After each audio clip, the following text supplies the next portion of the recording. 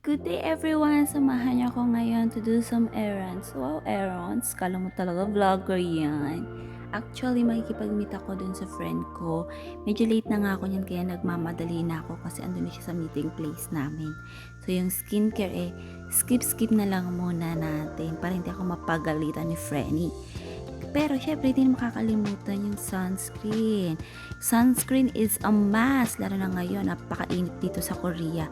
Actually, kahapon, umulan, maghapon as in. Pero ngayon, ewan ko, bakit biglang umaraw? Sabi naman sa weather forecast, uulan daw.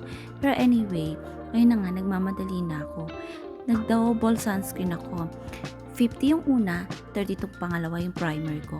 O, 80 siya. Kabog! Sige, labanan mo ako haring araw ngayon. Hindi kita uurungan. Matibay ang sunscreen ko, no? After sunscreen, naglalagay naman ako ng kilay kasi kilay is life mga be, para di tayo magmumukhang alien.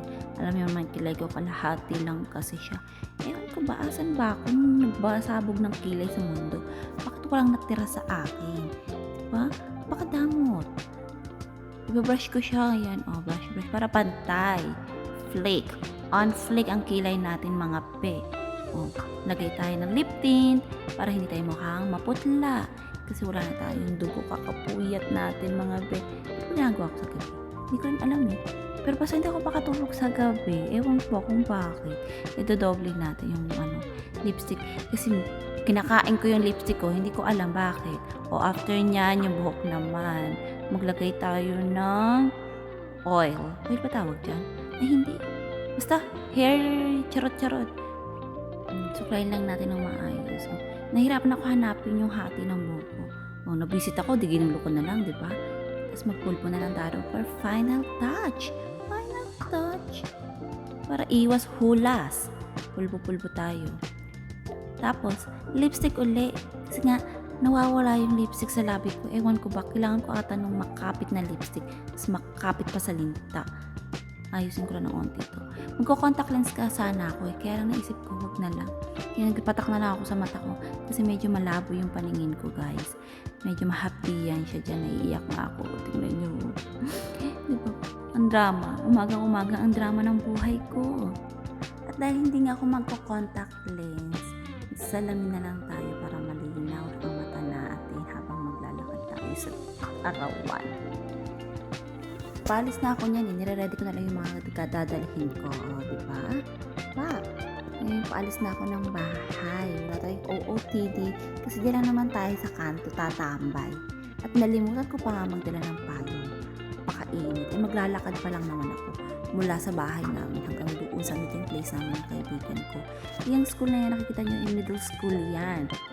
Lalakarin lang natin papunta doon sa terminal, di ba may bus. Pero hindi ako sasakay dyan kasi nga titipid ako. Diyos. Exercise na rin kahit mainit. Ang daming mga stoplight dito sa amin kasi nga school zone siya.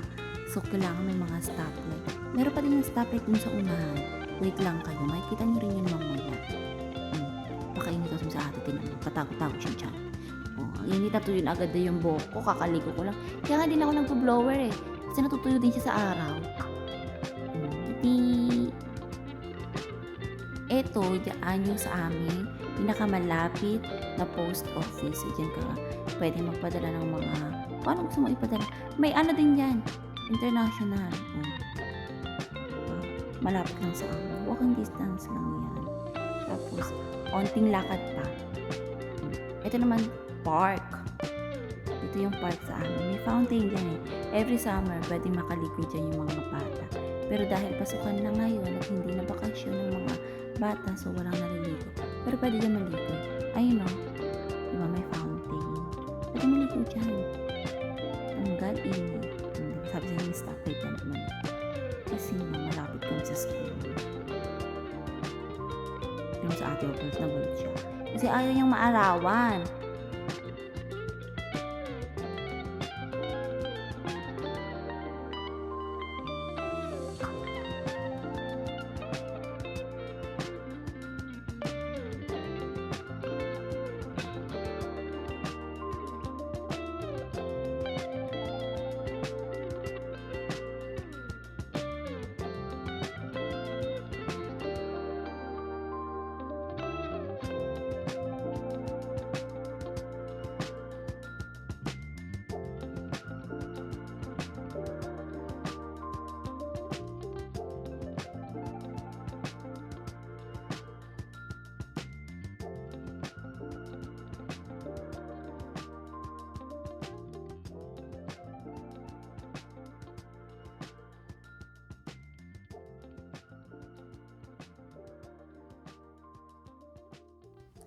Since hindi pa naman ako kumakain na taga-almusal, mag-o-order muna ako dito ng favorite kong burger, ang cheeseburger. Ayoko ng iba kasi, cheeseburger lang tayo.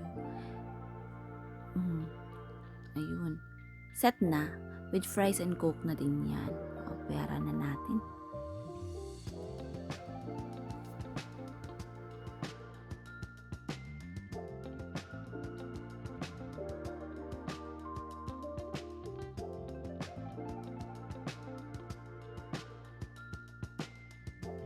So, after kumain, ayan, pupunta na talaga kami kung saan lang talaga yung destination namin. Tawid tayo dito sa kabilang side, dito sa Lotte Mart. Kasi mas madali dito yung way kaysa doon sa kabila. Ayan, malapit na tayo dito sa Barangay Hall. Dito sa amin. May kukunin kasi kaming papel dyan. After nyan, may pupuntahan pang iba. Diba? O, social ng Barangay Hall dito.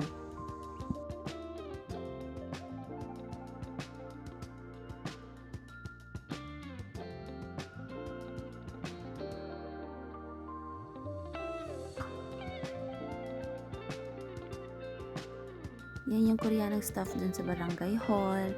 After nyan kasi pupunta kami ng immigration. Lunch break na nagpunta kami kaya walang tao, tahimik ko. Waiting pa kami dyan. After din yan, nagpunta kami ng Jewel City. Papalamig lang and window shopping na din. Andyan nga pala yung may mamahaling mall dito sa amin. Diyan yung mga legit brands talagang nandiyan. Ito no, ayan, sa Hyundai Baekwajong. Wala tayo dyan kasi papa-aircon tayo. Mainit eh.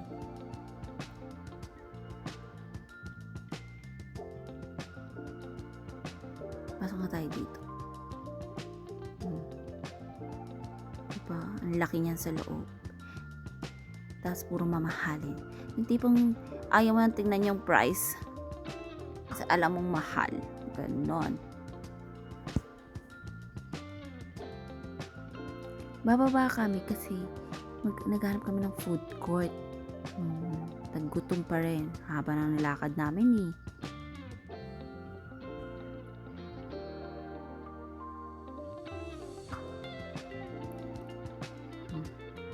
Ayan, ang bayad ng pangkain. Po dito, waiting sa food. And after kumain, nag-grocery ako on 10. Bumili ako ng medyo gulay. Medyo gulay? Ano ba na? Nang gulay kasi bala ko magluto. Pag uwi ko ng bahay. Ayan.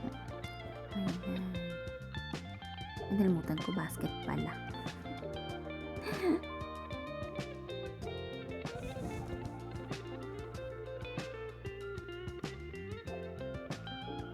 Ayan na yung mga napamili ko. Nilipat tayo doon kasi gusto ko rin ng ham at gagawa ako ng ham sandwich. Pang merienda ng mga bagets.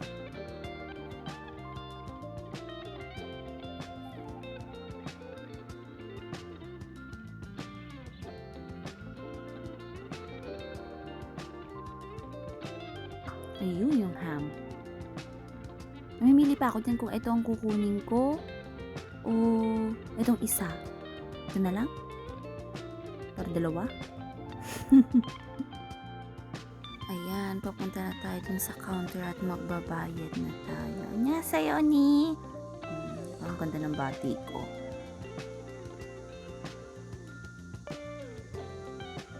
In fairness naman dito sa Hyundai, sila na yung magpa-punch, sila din yung magbabag nung mga pinamili mo, o diba? After sa supermarket, nadaanan namin itong store na to kung saan andyan yung mga bags. Kasi yung mga mamahaling bags. Gucci, Prada, Chanel, name it. Andyan sila sa loob na yan. Di na lang kami pumasok kasi wala rin naman kami pambili. So move on na kami ni ate.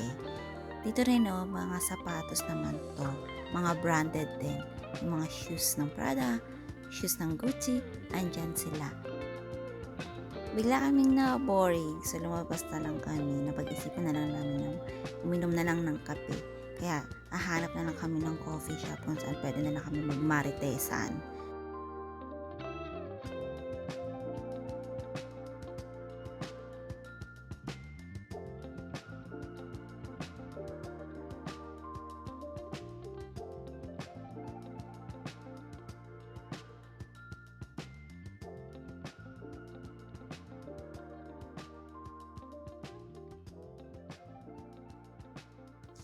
Tapos ayan na, nakapag-order na kami. Yung sa akin ay dalgona with cream eme.